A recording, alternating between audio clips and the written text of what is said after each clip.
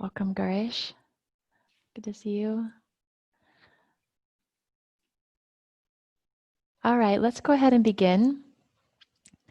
Welcome to your third and final Chakra Study Sunday. Our topic today is on choice, and our location of study is the third chakra, the Manipura. So I really hope you guys have enjoyed this bundle of classes. We're going to take 1 week off and just rest and then come back and start up again on the 26th of July. So the second edition is going to include heart, voice, and vision. So it's 3 more Chakra Study Sundays starting in 2 weeks. And the way that this works is that I launch the studies with a 1-hour wisdom talk through Delight Yoga, which is my favorite yoga studio in Amsterdam. And Delight Yoga will host the Zoom call. And in this call, I elaborate on the spiritual gifts and the lessons of each of the chakras that we'll study. So our discussion will start on chakra 4's characteristics. So we start to identify where the heart becomes excessive or deficient, where the throat has certain developmental patterns, such as traumas or abuses, and then how to keep the third eye in balance and all of that in balance. So it gets a little bit heady, but it's very eye-opening and it's a lot of fun. So if you want to join that call, it's going to start on the 16th of July.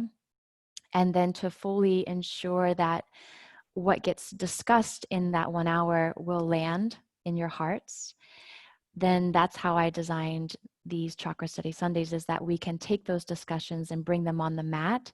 So then you have an experience of choice.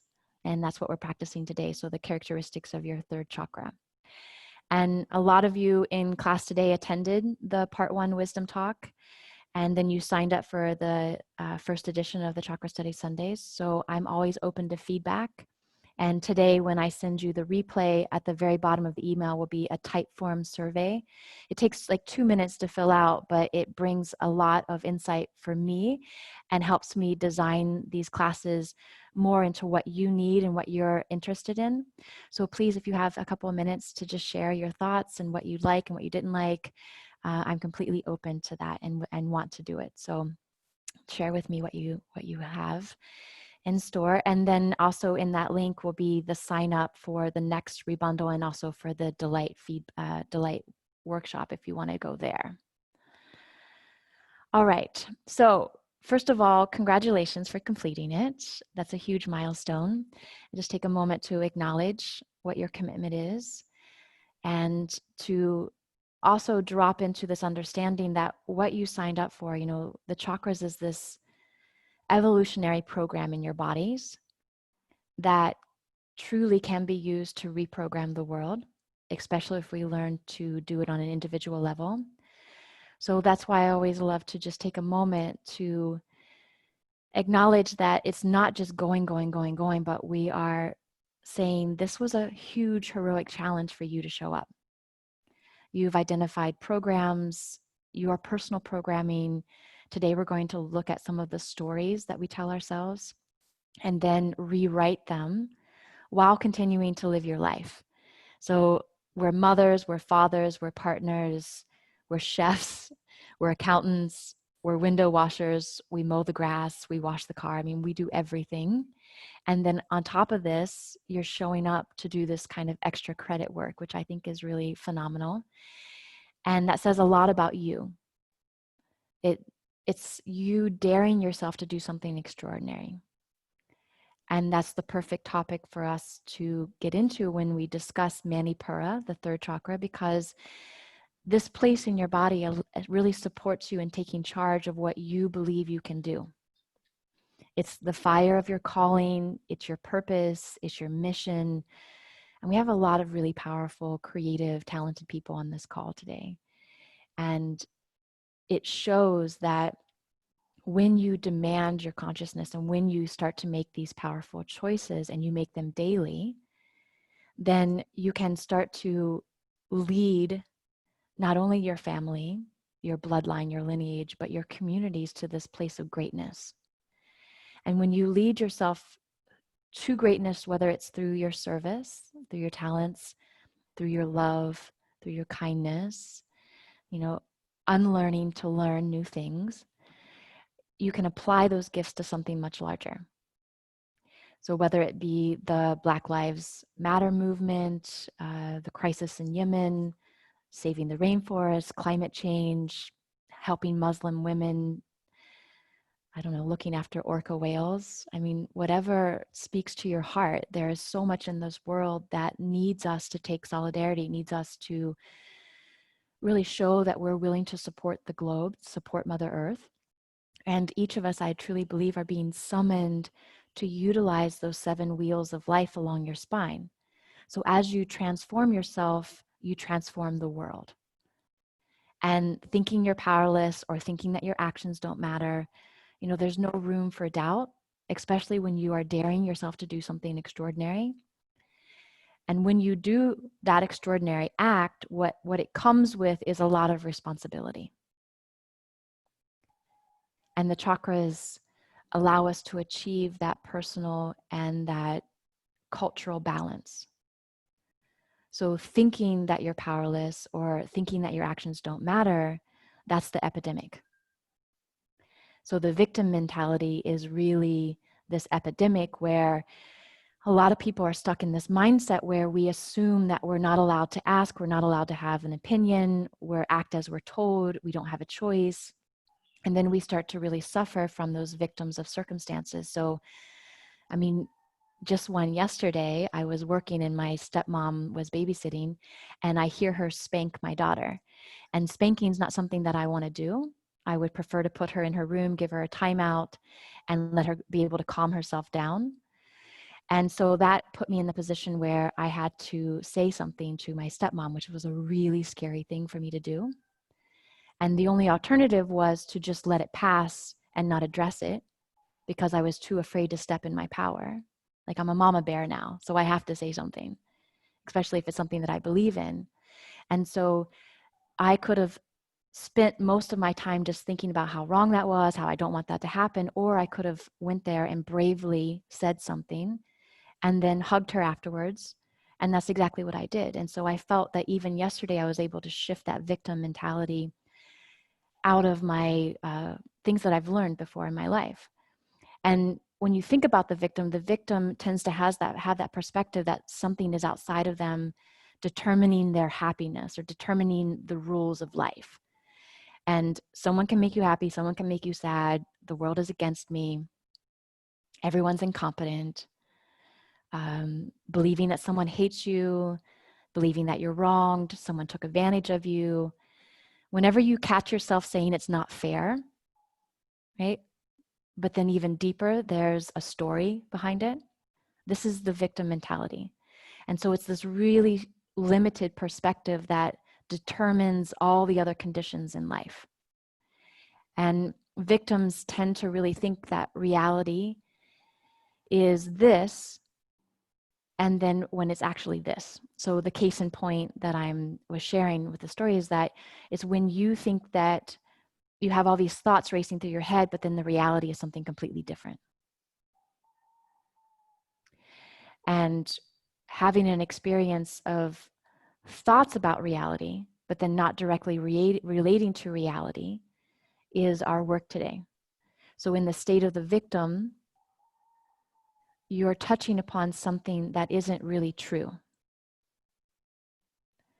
So our inner work, the internalization, our visions, which we'll get into next bundle, the affirmations, the affirmative prayer, the meditation, the journaling.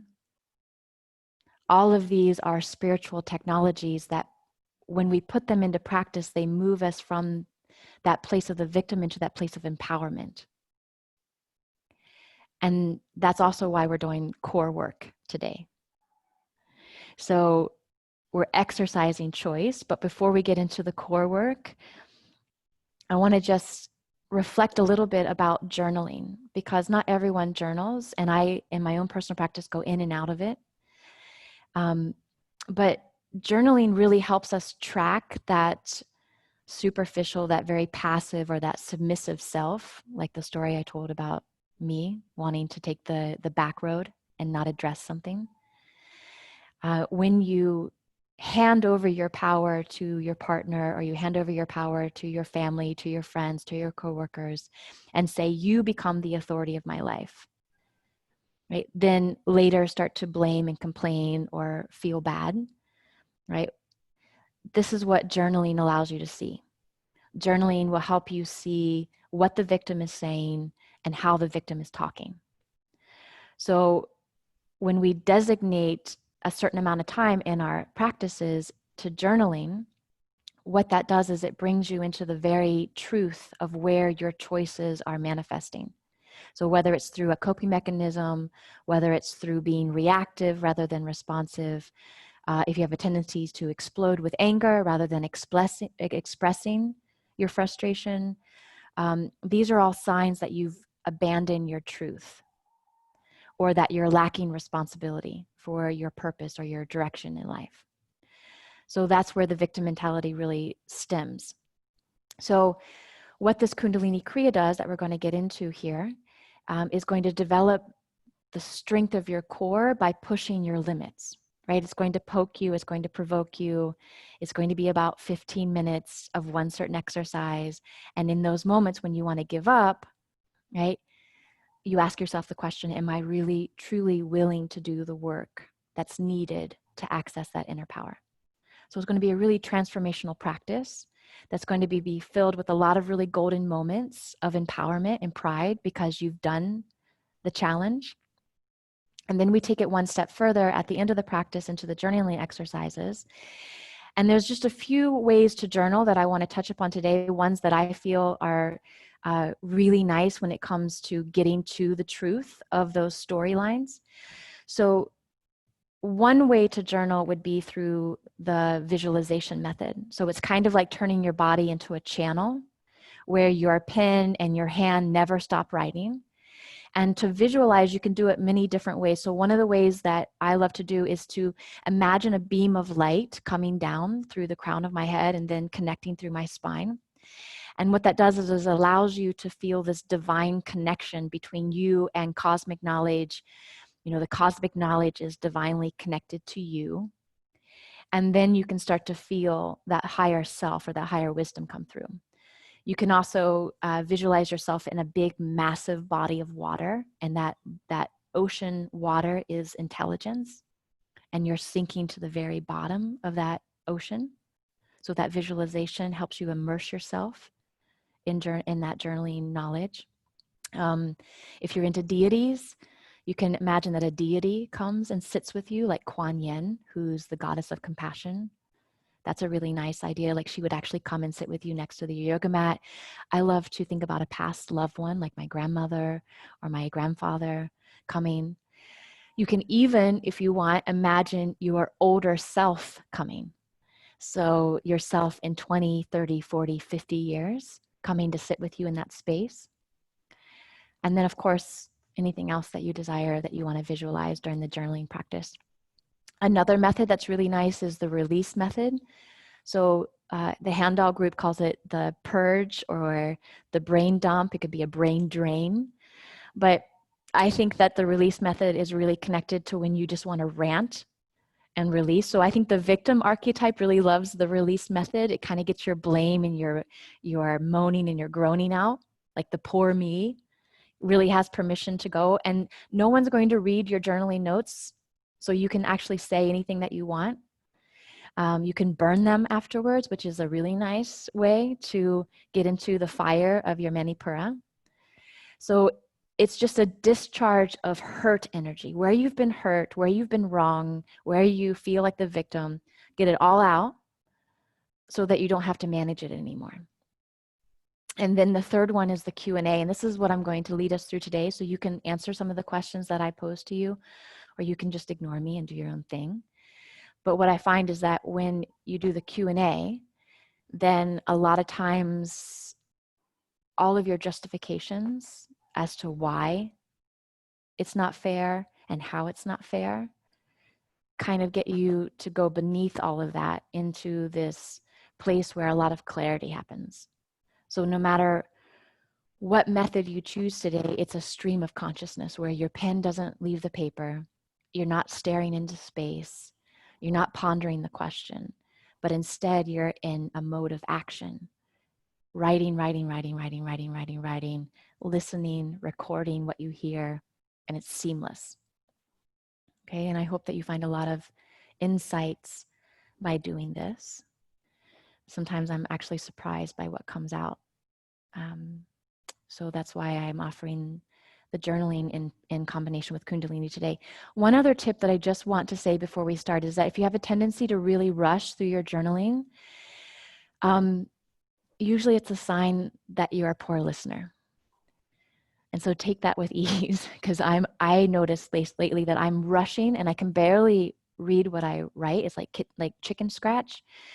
And so just ask yourself, am I being reactive? Am I constantly in defense mode? Am I constantly being rushed? Am I stressed to the point where I might spontaneously combust? Your handwriting today is part of your meditation practice. It's an art form. And you want to create beauty through the way that you write on paper. So you're recording every thought, every desire, every motive, and you're allowing your hand to be the secretary to your belly, right? The secretary to your roots. And you're giving the lower 3 chakras, where we've really done most of our work, you're giving it a voice through the ability to choose your words. All right. So I say from there, it's time to begin. We're going to go ahead and come back to your mat, have your journal and your pen there, and we're going to start in easy pose, please. Oh, and one more thing, I'm going to send you the playlist now. So you can play from your home computer, and then that way you can control the volume and the sound is seamless. So I would start the music after we tune in. So don't start it just yet if you're choosing to play music today.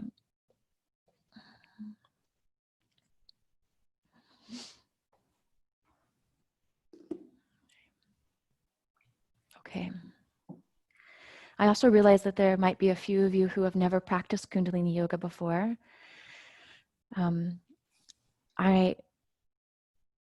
I'll hold more classes later on the technology of Kundalini and more of a beginner practice, but this one is accessible to all. And before we begin Kundalini, it's important to tune in. So we do that by rubbing the palms together. And it's going to create some warmth in your hands. This starts to activate the electromagnetic field of the heart.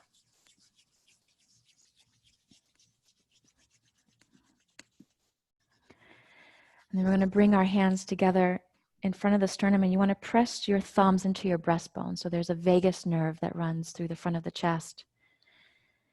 And when you put a little bit of pressure there, it secretes hormones into the brain, which bring on that meditative state.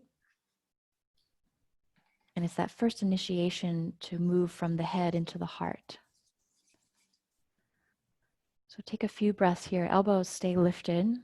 Roll the shoulders back and down. Kundalini is really a journey into our subtle body. It's an opportunity to withdraw from all of those external senses and to begin feeling the inner sensory through this opening mantra of Om Namo Guru Dev Namo. And this mantra, it calls upon that creative consciousness within, the teacher within, the subtle energy of all that lights the path before you. And it guides us to our true identity, our true spiritual identity. So if you're new to this, maybe listen to the first mantra and then hum the second. And then try to create that vibration in your body by chanting on the third round. So we'll take a deep inhale here. Om Namo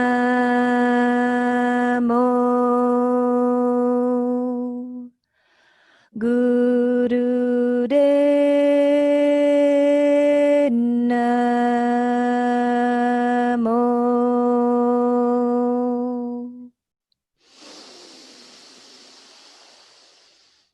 Ong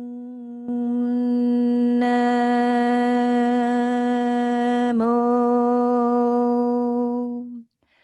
Guru De Namo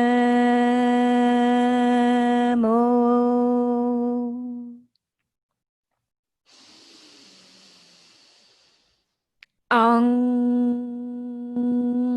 Namo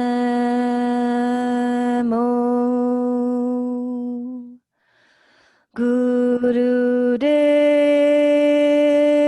Namo.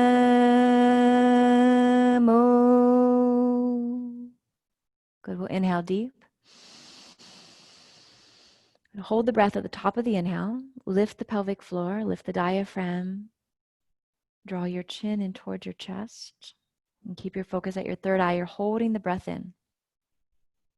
And we're going to keep our hands in front of our heart. Exhale through the nose. And send your energy down the spine. So that last little bit of breath comes out.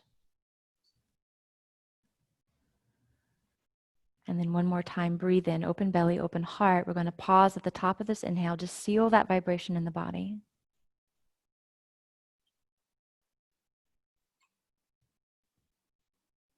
And then gently relax the hands down. And we'll blink the eyes open. So it might be nice to shift off of your meditation cushion or your block and place your sit bones directly on the earth. I'm going to come into the Sufi grind. So just big circles revolving the spine.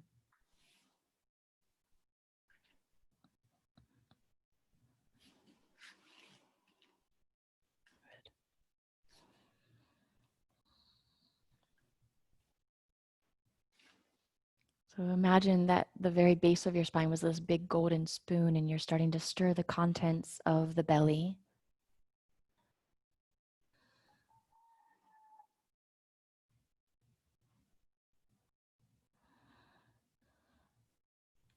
And you're more than welcome to start your music now if you'd like.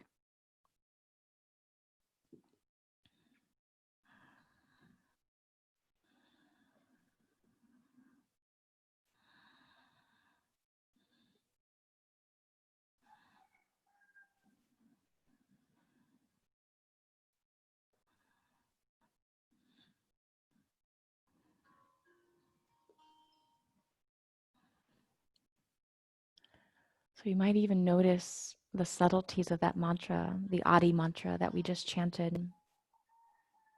So it literally raises your vibration, tuning you into something that's available to you right now.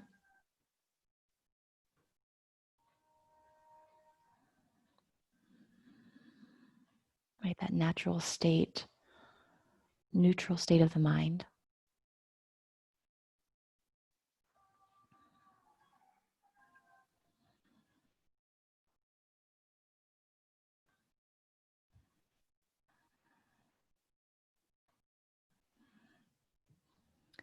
And then when you're ready, go ahead and reverse the circle. So you're going to move in the opposite direction.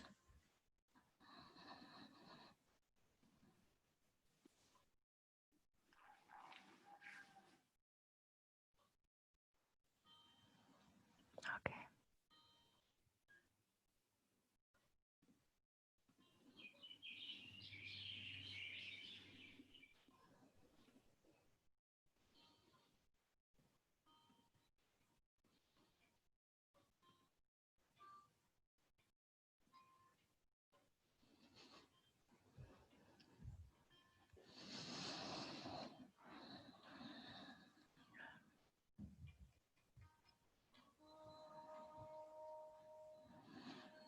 And then when you're ready, come to center. And find a tall spine. We're going to take a deep inhale through the nose. Good. Just take a moment to pause. You're lifting the pelvic floor as you hold the breath in. And then exhale, just clear your system. Breathing out through both of the nostrils. And feel that connection with your sit bones and the earth.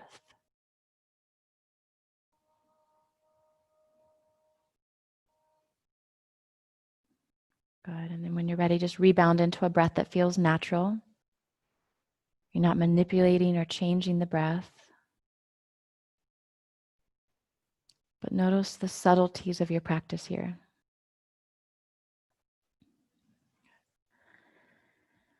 And then gently take your hands on your shins. We're just going to come into the camel ride. So you're forward and back.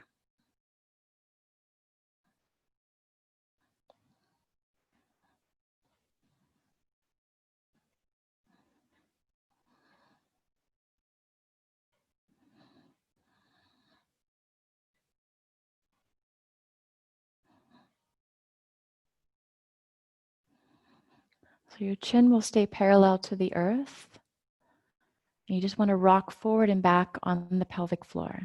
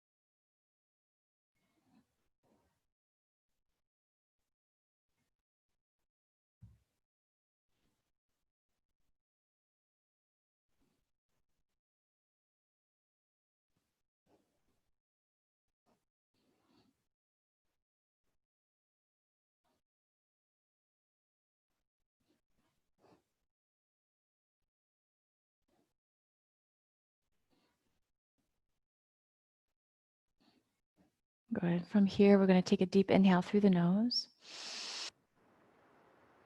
Good. Hold the breath. Lift the pelvic floor. And visualize the spine lighting up. Eyes focus at the third eye. And then as you exhale, find more length in your spine. Hands will relax on your knees, index finger and thumb together. And just be a conscious observer of what's happening on the inside.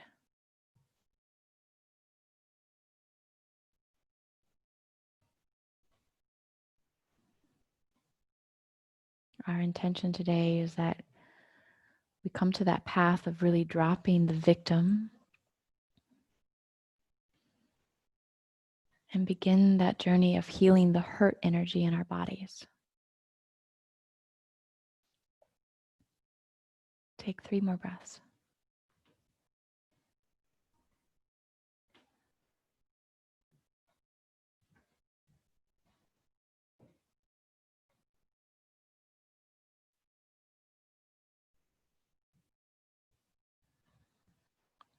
Good. Bring the hands onto the shoulders, fingers in front, thumbs behind. We'll inhale to our left and exhale to our right.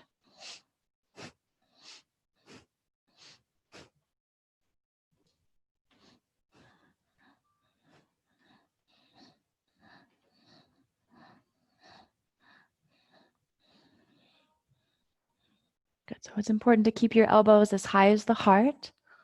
There's meridian lines that are connected here, sending life force and prana.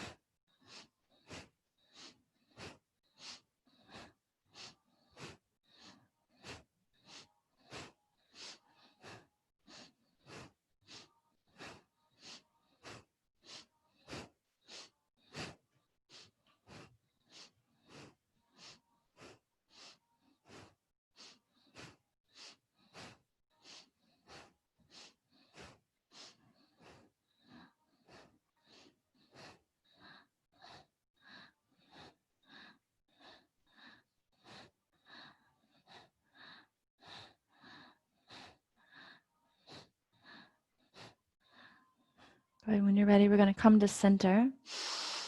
Take a deep breath in, lift the pelvic floor. So there'll be a rising of energy here. Stay connected to that. And then on the exhale, lower your hands down. Place your hands on your knees. And we're taking about 5 to 10 breaths here, opening magnetically to something that feels possible in your life.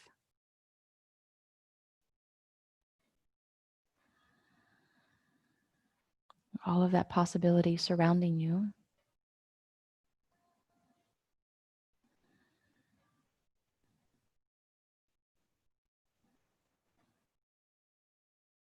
And you can feel how all of the old energy is leaving the body and this new vibrant energy is coming in. That was after just 6 minutes.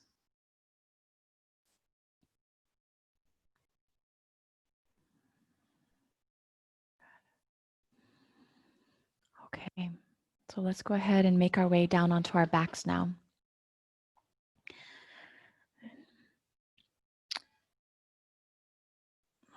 All right, so as if you're lying in Shavasana, you're going to take your arms on either side of your waist and you're lifting the right leg and then switching with the left.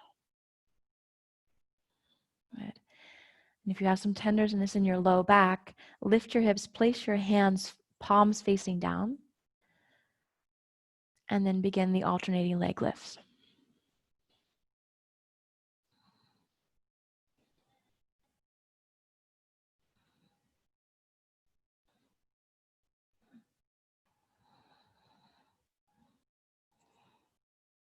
Okay, so this is a marathon, it's not a sprint. So find a pace that you can keep consistent.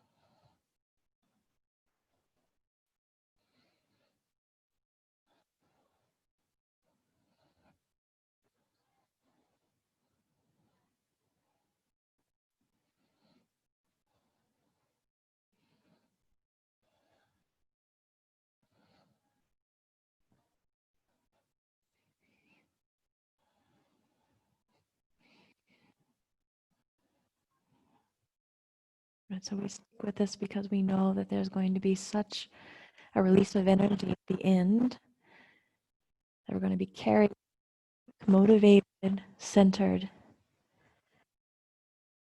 So a little bit of discipline goes a long way here.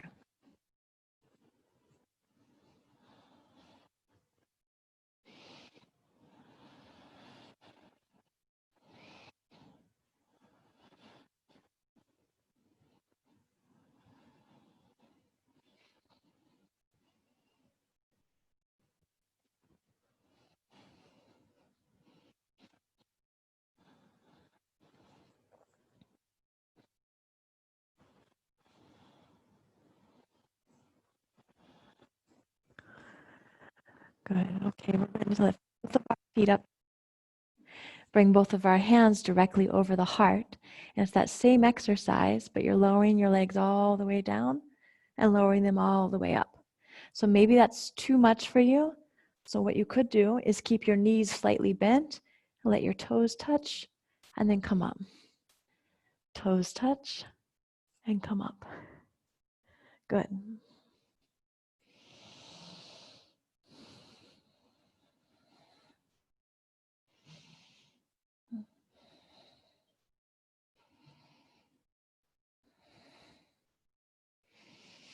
The good news is that this entire kriya is on the back.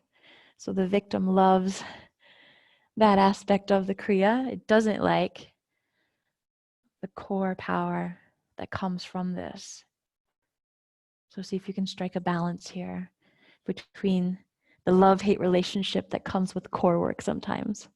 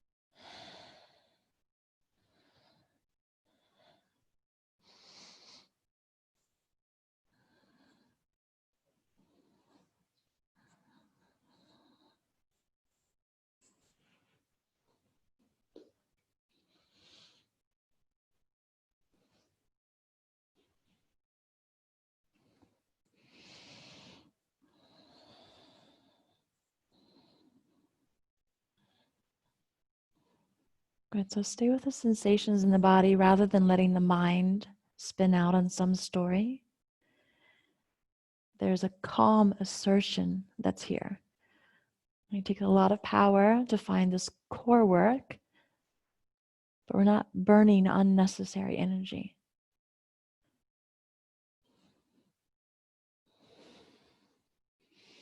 Keep the facial expression soft.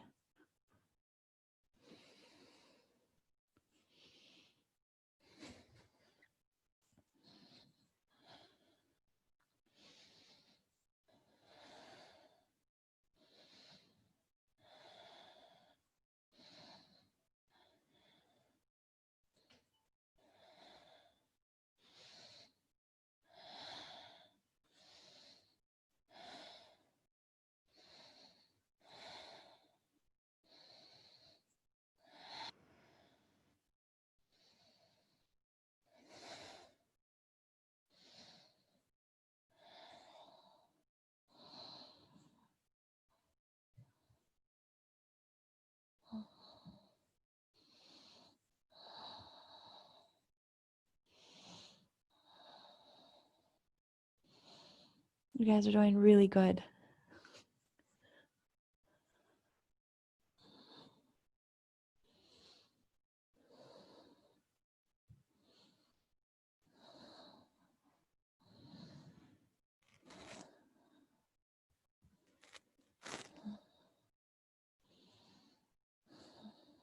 Good, stay strong. We're almost there.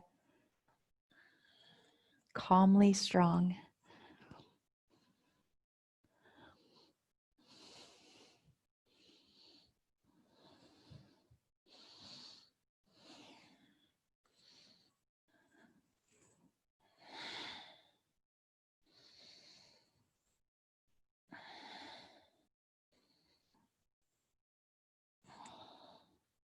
Good. When you're ready, draw the knees in towards the chest. So really feel as though you can bring the creases of your elbows around and you're hugging the shins in, hugging the knees in, and forming a lot of compression on the ribs.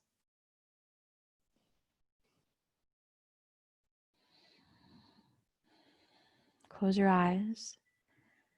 Draw your chin in towards your chest and feel the sides of the neck relax back.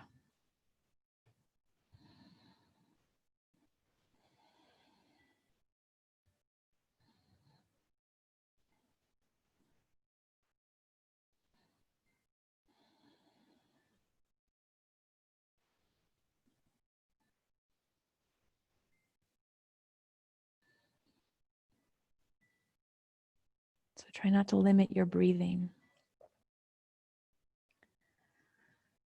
Let the belly expand to full compression into the thighs. Pull the belly back and down into the earth. Lengthen your tailbone.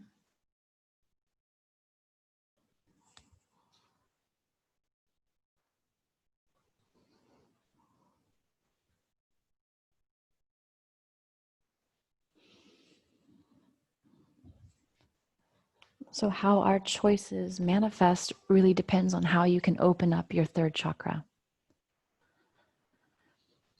So bring your attention down into your ribs, right into that apex of the ribs.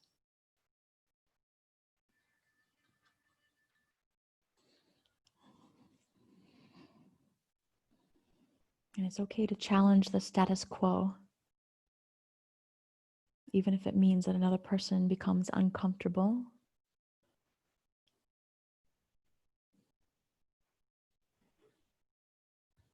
So doing something, even if it scares you, taking your power back.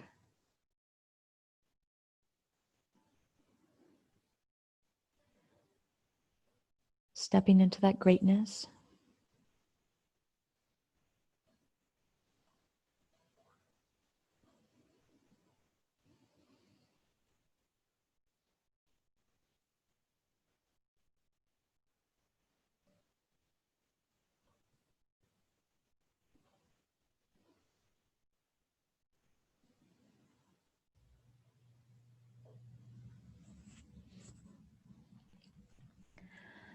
And stay as present with yourself as you can.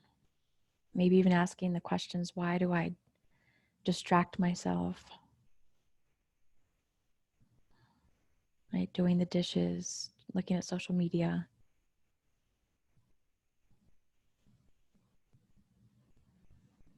How can you fully show up for yourself right now? Breathing in and out of your third chakra and clearing that space to access that inner power.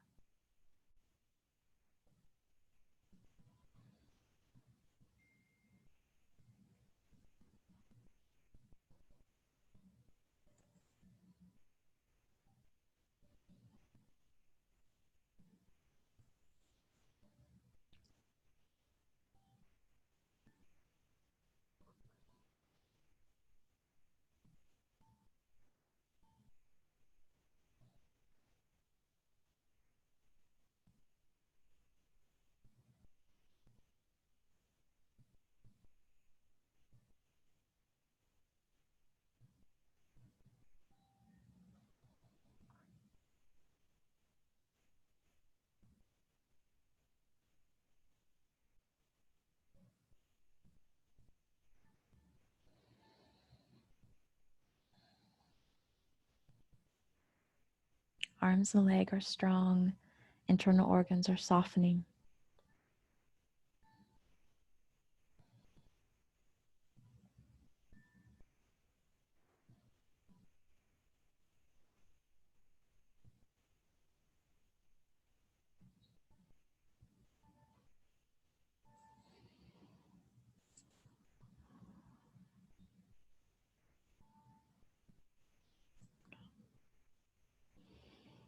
And from here, we're going to move into the next phase. So from this tiny little ball, this tiny package with your body, you're going to inhale, open the arms wide, and extend your legs out. Good. Exhaling, drawing the knees in, squeeze. Inhale, expand and open out.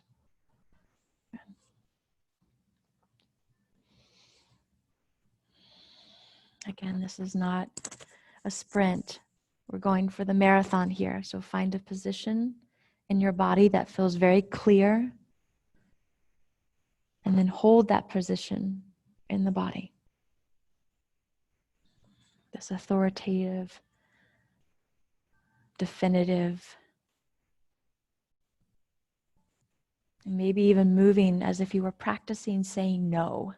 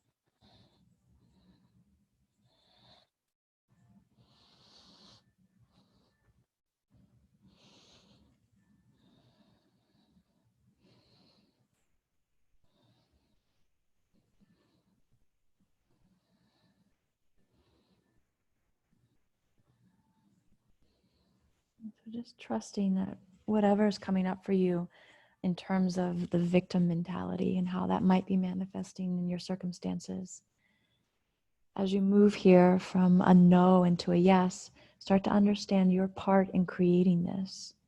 Places where you're lacking responsibility, where you're afraid to speak up, where you feel disempowered.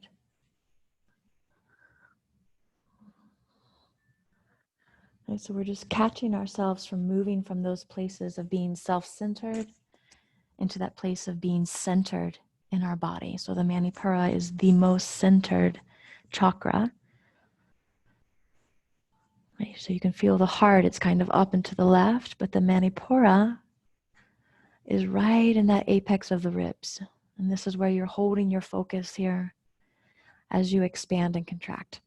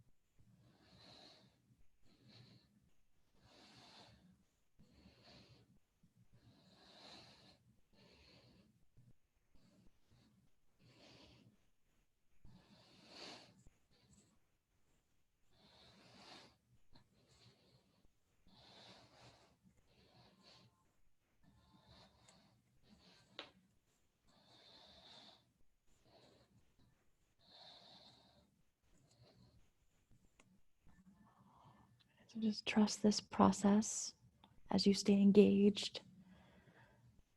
Information starts to be revealed to you. So just keep following that stillness and that fire inside.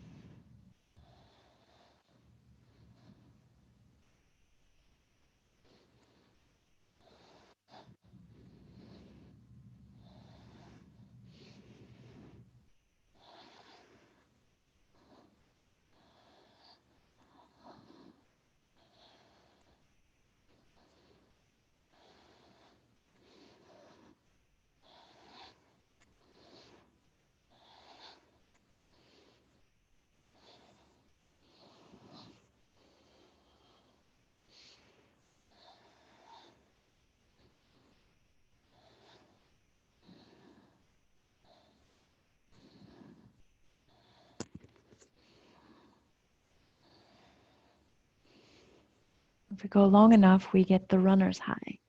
You break through a wall, you burn through a breakthrough.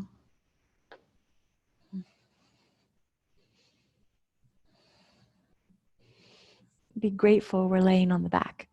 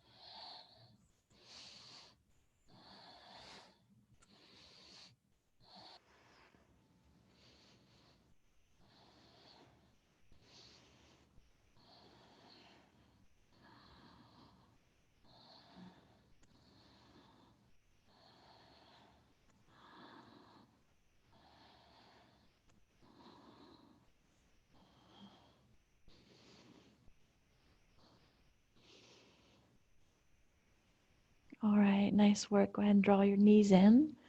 We're going to take a hold of the left knee, extend the right leg up, and we're just going to pulsate that right leg up and down.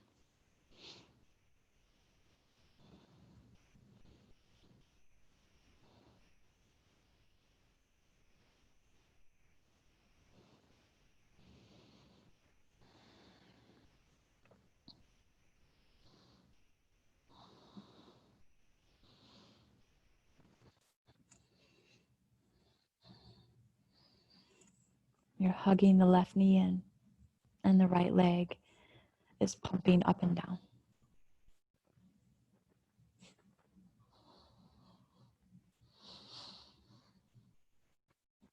Think about someone who you know that is really empowered.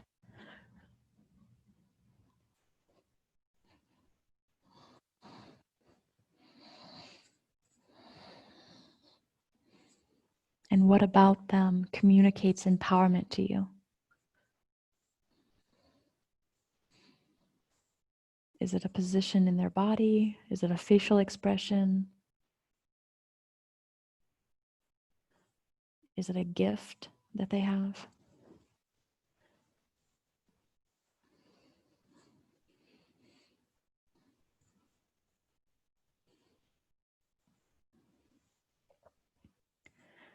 And then think of someone who could use a little bit of empowerment, who feels disempowered as you think of them. Good. Go ahead and switch to the second leg. So now the right knee is in and the left leg is pumping up and down.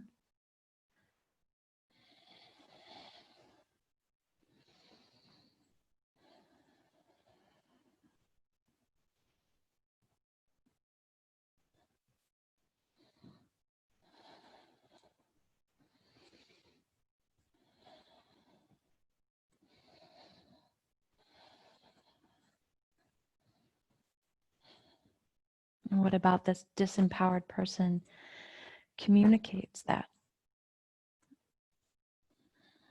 What informs you of this lack of power?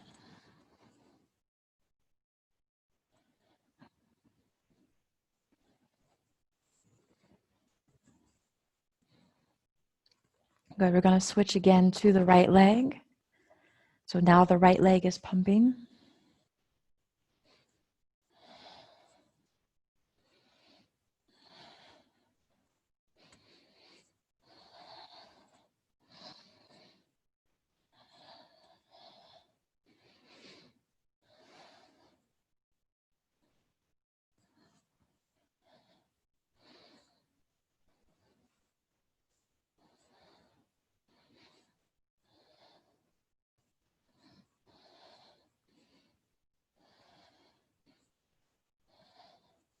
And then switch, left leg again.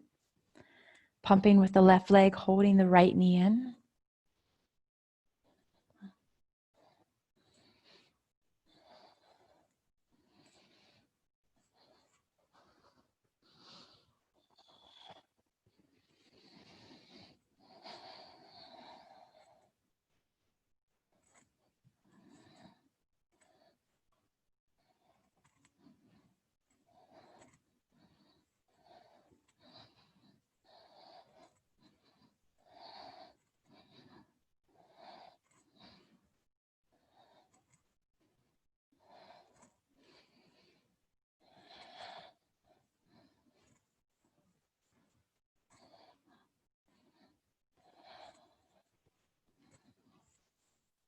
Good. Okay, when you're ready, draw both knees in towards the chest.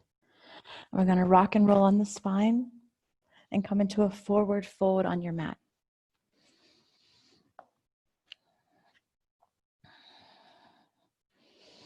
So it should feel really good to press into the feet. Stand with your legs hip distance apart.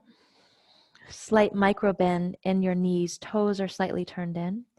I'm going to inhale, rise up. Reach for the ceiling, and then exhale down. So we're going to continue inhaling up, exhaling down.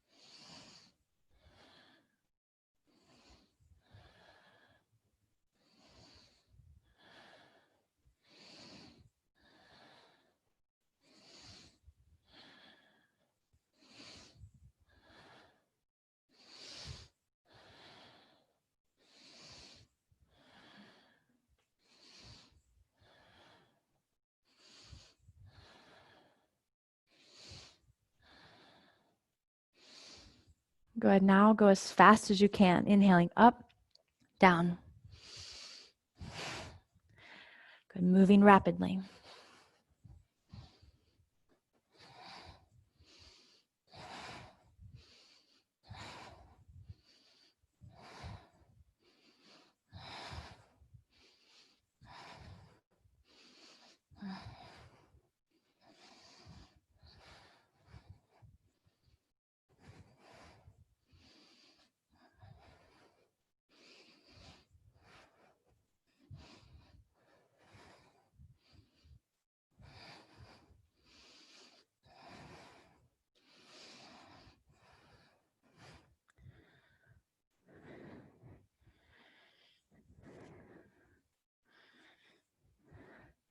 Amazing. Forward fold to end.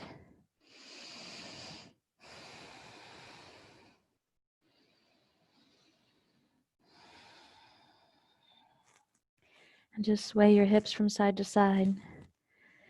Keep your legs strong, but start to work that suppleness into your upper body, your shoulders, your face, your head.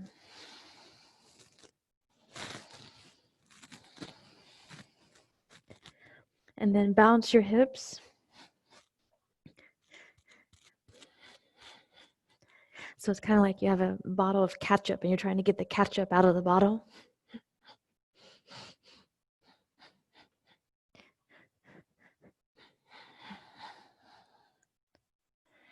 Good.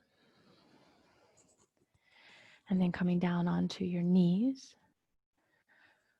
So we're setting up in a gentle yin posture, grabbing your journal and your pen.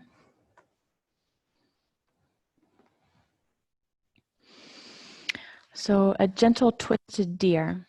You're going to bring your forearm or your foreleg in front of you and your left leg behind.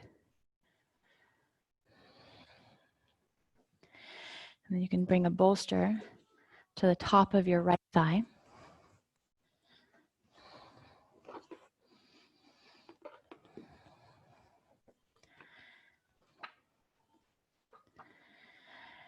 And then open your journal to a blank page.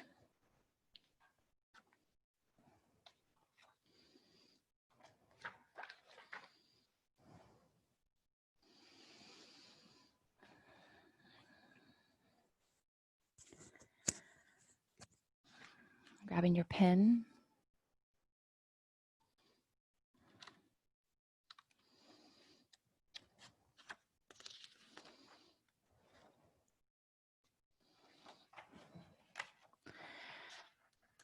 And before we begin our journaling exercise, write down the affirmation first in your journal. This is our intention today. Write down, I am precise and powerful. So write this affirmation first. I am precise and powerful.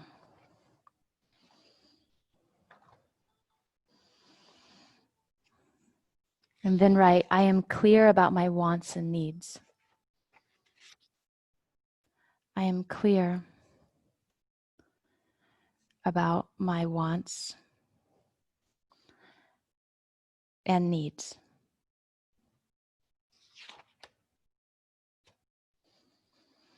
And then write, I am in touch with my deepest desire. I am in touch with my deepest desire.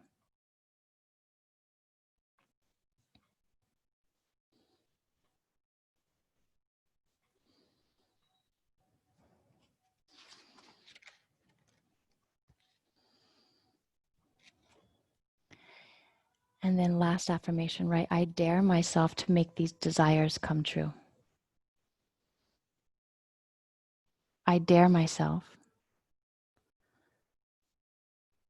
to make these desires come true.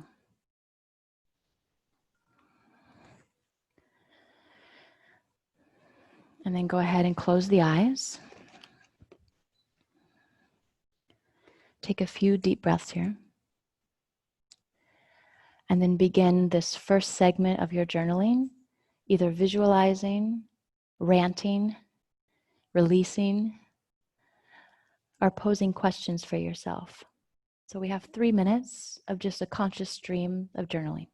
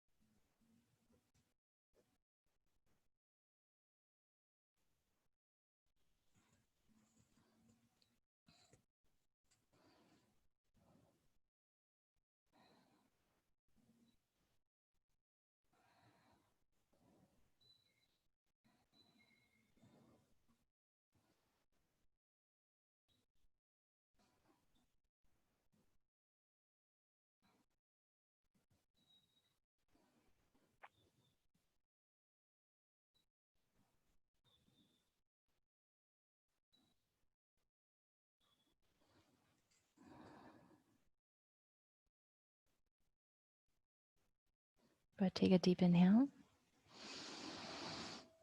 Then exhale, slowly press up.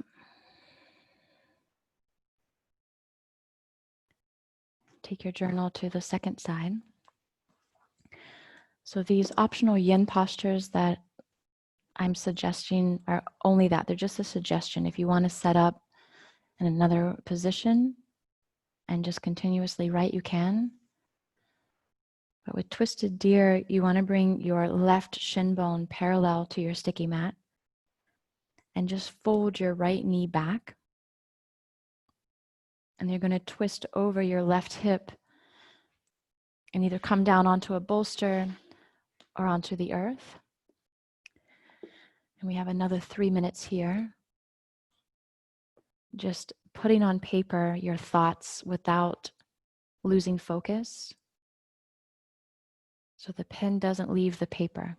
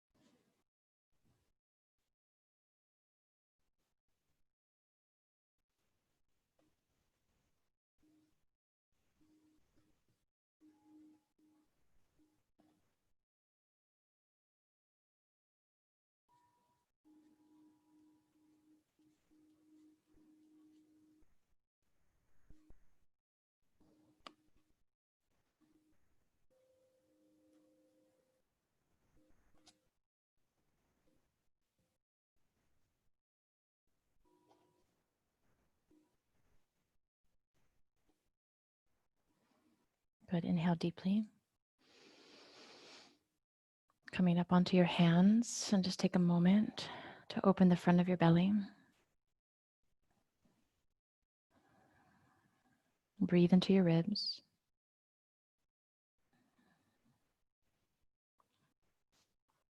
And then bringing your legs in front of you for a wide-legged. And you can take the bolster in between your thighs, a block at the head of the bolster. And then just lie your journal on the pillow or on the floor.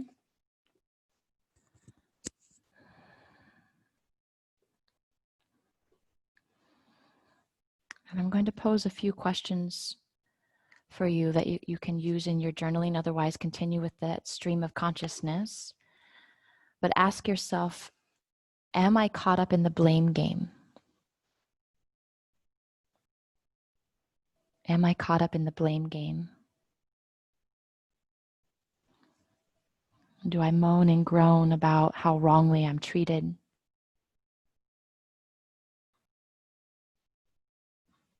Is there something in your life that you're critiquing or criticizing?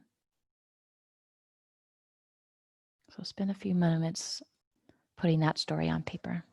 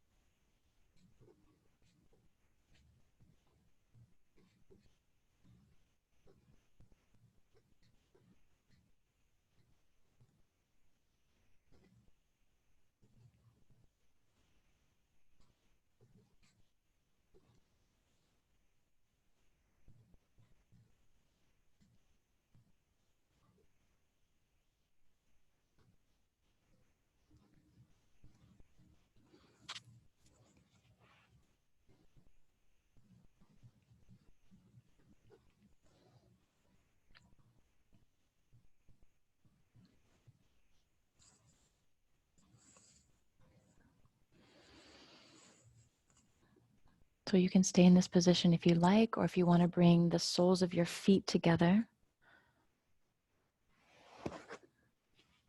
And you can place a block underneath the outside of your knees, if that feels helpful.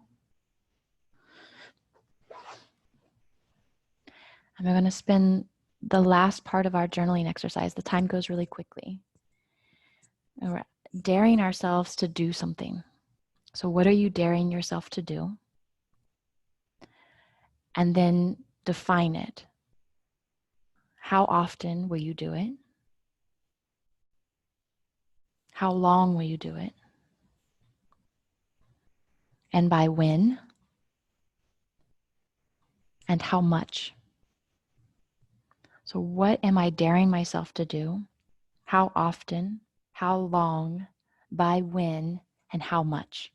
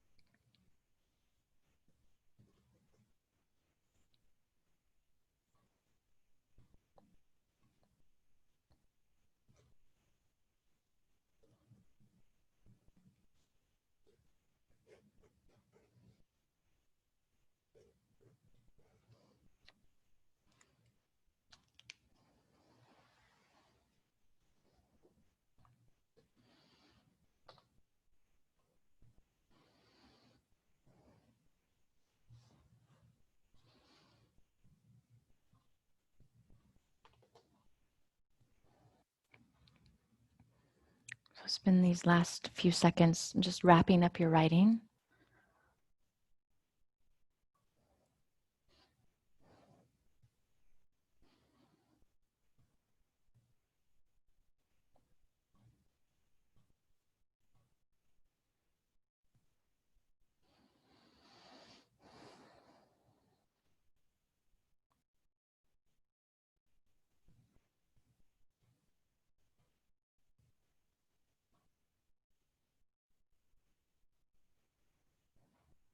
And then find yourself in a tall, comfortable seat.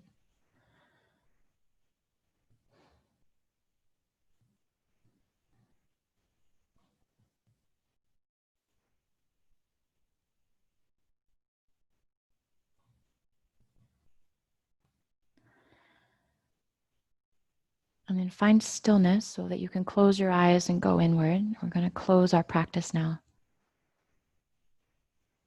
And it's helpful to place your hands on the Manipura.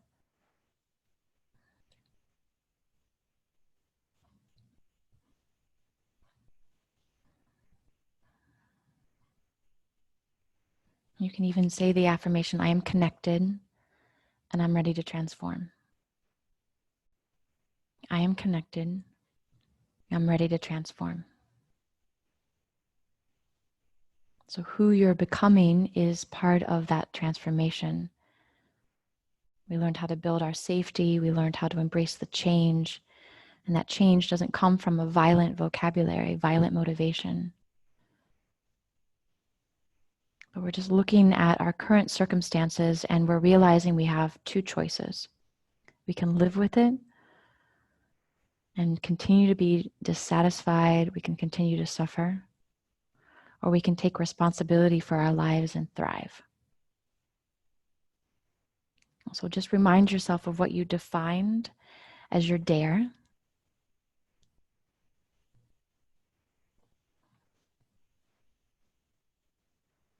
And then feel that sentiment of that dare in your body as courage, as power.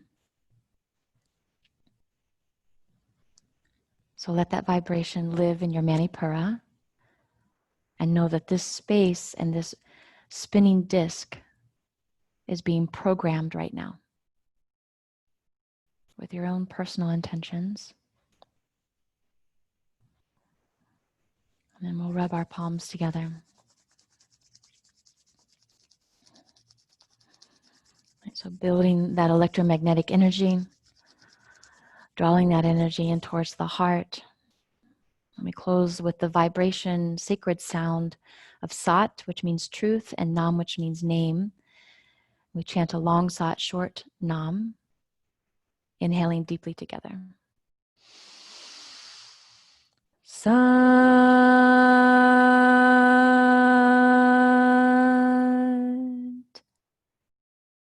Nam.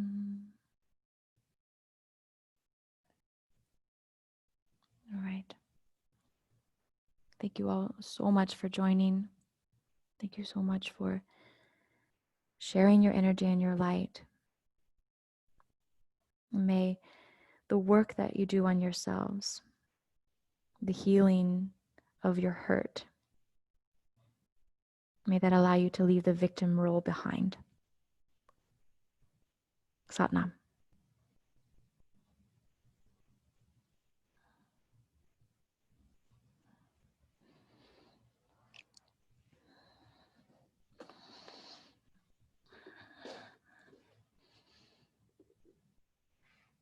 All right.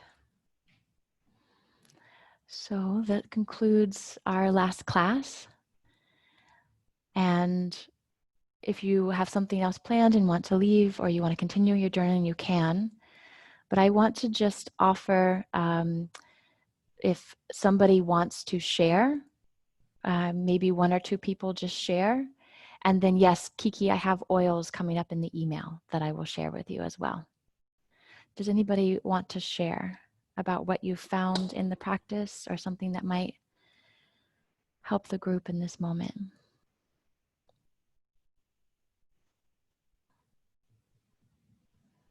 And you just unmute yourself.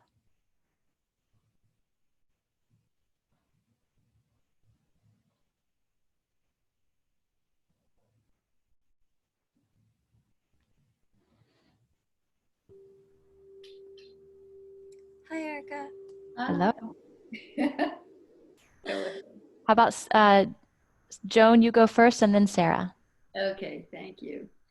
I really didn't see myself seem like the victim, but because I don't verbally complain to others about myself, but I think internally I find myself complaining, not just complaining about other things like, why do I have to do all the work in the house? I need help outside, that type of complaining. So it made me realize that is a victim, even though I didn't see myself as being a victim. Um, and also the journaling was very, very helpful. What I decided to do, because I do let other people decide things for me, like what I want to do.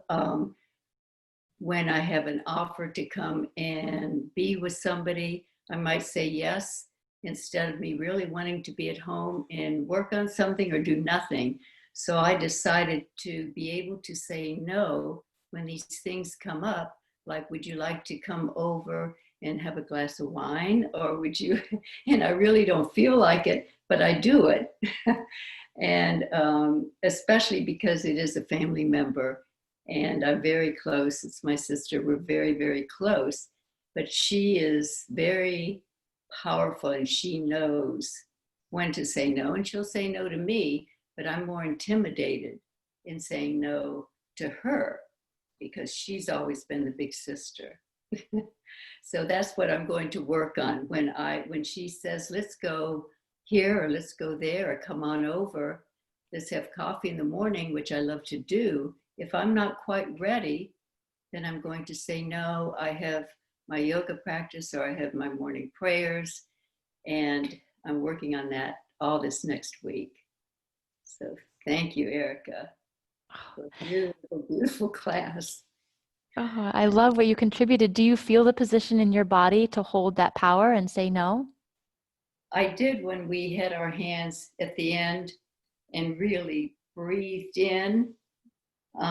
Talking about it, it was a little bit scarier, but I felt it in our class. But actually talking about it, I realized it's not going to be something easy because I am a giver and a pleaser.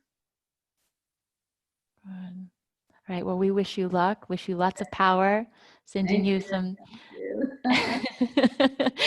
Very good. Nice insights. Thank you, Joan. Mm-hmm. Where did Sarah go? Hello. Yeah. Hi. So for the blame game, I did also relate to the last share, Joan, about cleaning and just general housework and duties, and the power of not taking action and assuming that responsibility instead of creating the space in the conversation. It's a hard conversation to have, and it's very emotionally charged in my family as well. I have actually had the thought of, when I have those racing thoughts about, like, oh, I spend all this time cleaning, those aren't really my thoughts. That's how my mom has felt my entire life growing up, and it's the only way in my house that anger was really expressed, and anger expression for me has been very hard. So that's how it comes up for me when I like taking care of my space and my family, but there's a lot of charge coming to that. So thank you for your share. So for the blame game, that one was really hard for me because, of course, my first answer was I don't feel like I'm blaming. I don't feel like I have that. But, of course, looking deeper in, I blame people in power for the suffering that most common people go through. And there's some responsibility in that of when I release my own power and succumb to their power, that's really when I'm engaging in the harm that I'm perceiving that is being placed on a lot of people. It's when I engage with that and take away my own power, my own ability to take care of myself. So So yeah, that's what came up for me for the blame game. And for my dare is to start taking, I'm in yoga teacher training, and I have been very, very quiet so far. I've been in training for about 12 months now. I've switched trainings throughout that process, but I haven't really started to share. And so my dare for myself is that I have skills and I have something to share now, and to dare myself to find little things from my current thing is I spend too much time training to be able to share this with my friends and my family, and there's little things that will help me in my own learning and will also benefit other people to start sharing. So that's my own little dare. Big dare. Even more powerful that you shared it too. Thank you for having that courage. Good. We had someone, iPad von Crustina. Oh yeah, I'm sorry, that's me. Yes. Yeah, oh, this is I'm nervous now. First of all, thank you so much for this class, and thank you everyone for being here and for sharing. It's so great that we can be connected internationally. I'm in Germany. I know a ton of people in the US and Netherlands, whatever. And for me, I'm working on this huge project right now, finishing my studies. I have very intense studying coming up with long hour days, and I've been trying to force myself to be confident and to have strength and just really come at me with this aggression, and it just did not work. I was completely blocked. And now I just realized that it's these subtle changes when you start the day that you ask yourself, what do I want?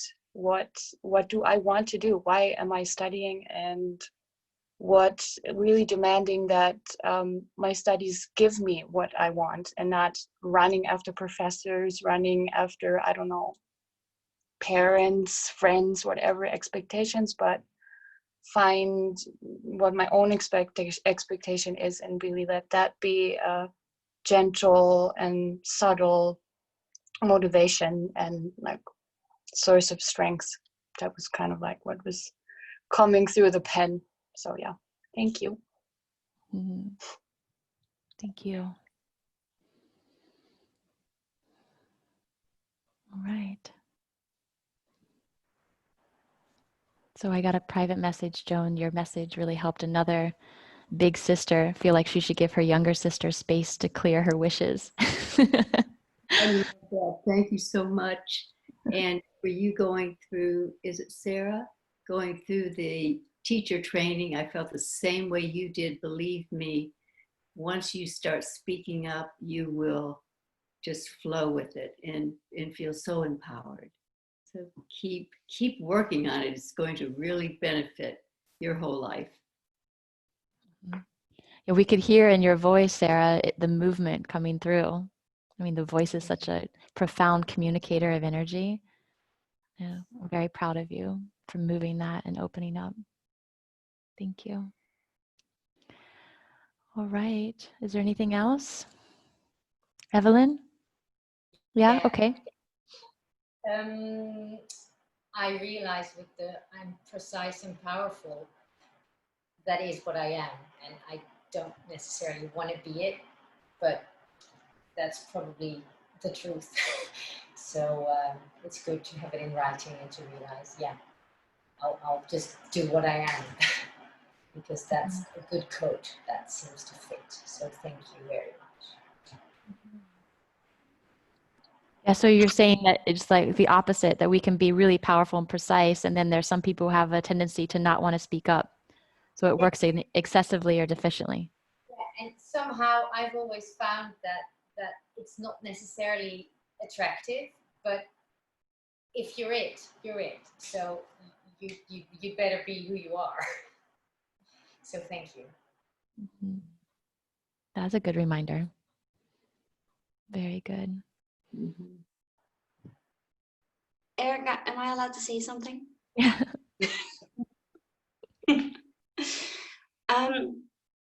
I want to share something that's not from the end of the practice, but somewhere in the middle.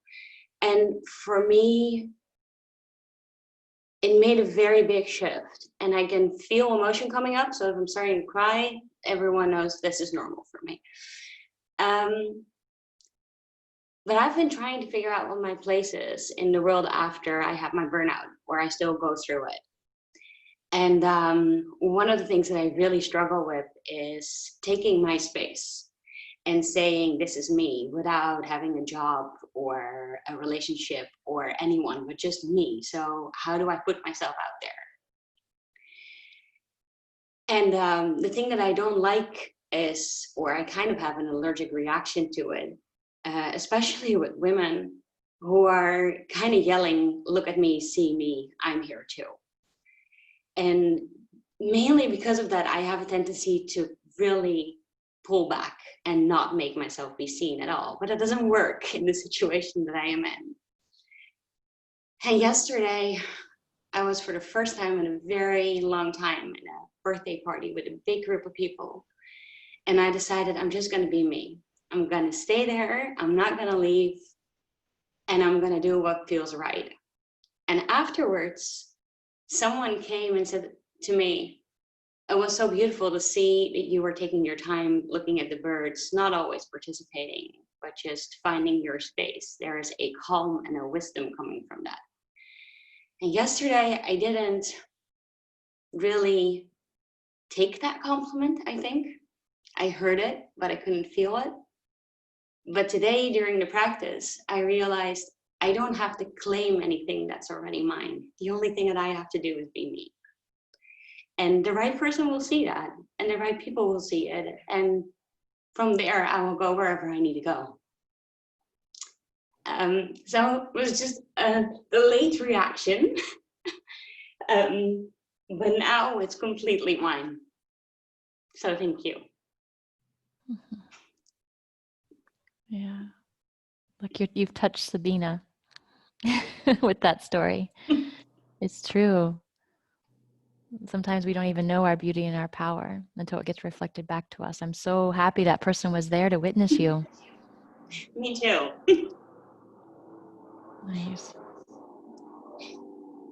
Good. All right, loved ones. Yes, and so are we. We are quite a powerful group. Donna, you have your son with you? Yes. Hello. I'm going to get back there and meet him one day. Nice. So now that you've done this kriya, I dare you to do it one more time this week. You are going to get the recording and drop in and see if you can challenge yourself. If you did it one time, you can do it again. So go maybe even a little bit harder or a little bit more stronger in that sense, all in the name of connecting to that power, that soft power, with precision and with grace.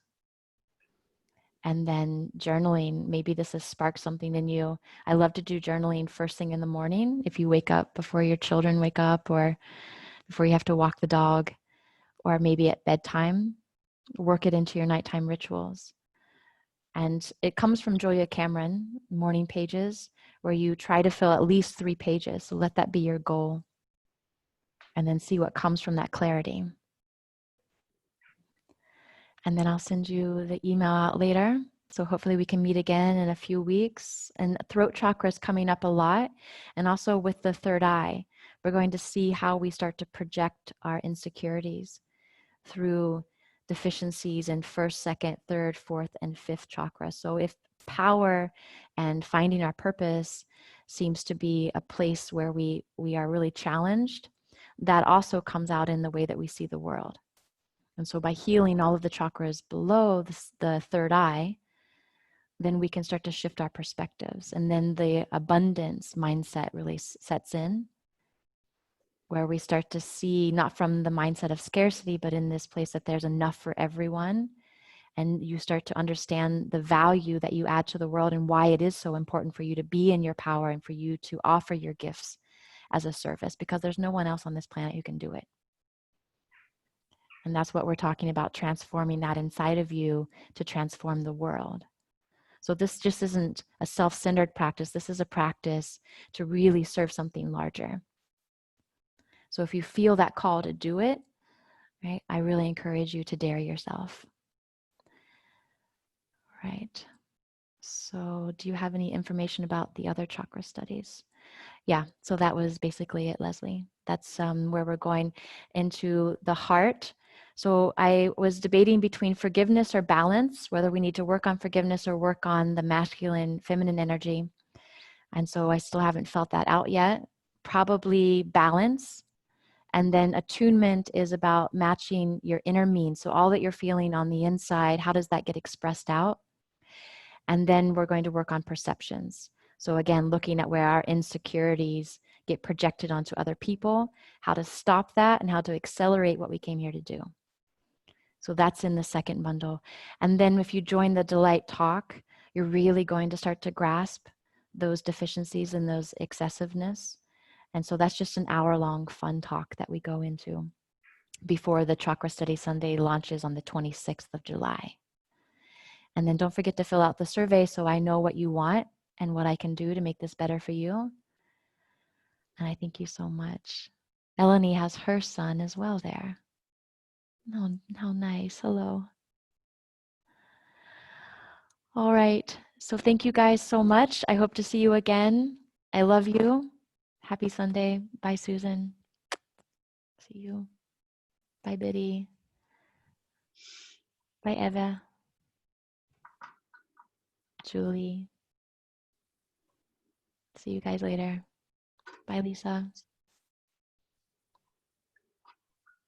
Bye, Adriana.